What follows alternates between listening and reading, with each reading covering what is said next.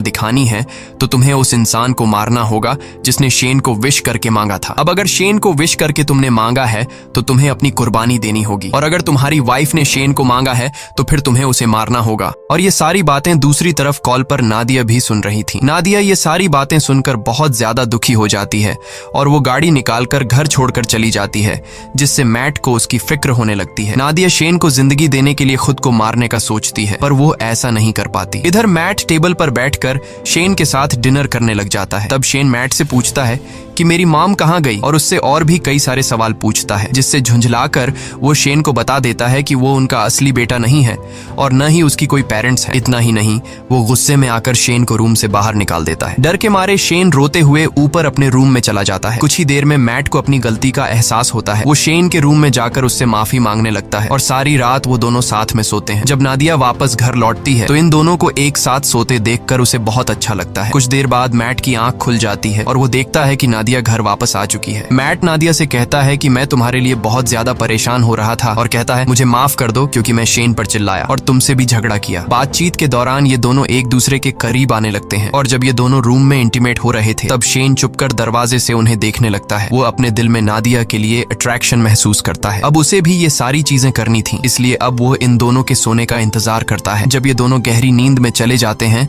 तब शेन चुपके से आकर मैट की पॉकेट से घर के बाहर जाने की चाबी चुरा लेता है। अगले दिन सुबह मैट और नादिया फ्रंट डोर को खुला देखकर समझ जाते हैं कि शेन घर से बाहर निकल गया है, इसलिए उन्हें डर था कि कहीं वो मर न गया हो। लेकिन तभी घर के एक अलग हिस्से में शेन को देखकर दोनों हैरान हो जाते हैं, क्योंकि शेन अब जवान और ताकतवर हो चुका था। वो अपने पेरेंट्स की तरफ गन पॉइंट करके उन्हें धमकाता है। तब नादिया उसे समझाने की कोशिश करती है। इसी बीच मैट शेन पर हमला कर देता है और दोनों में फाइट होने लगती है।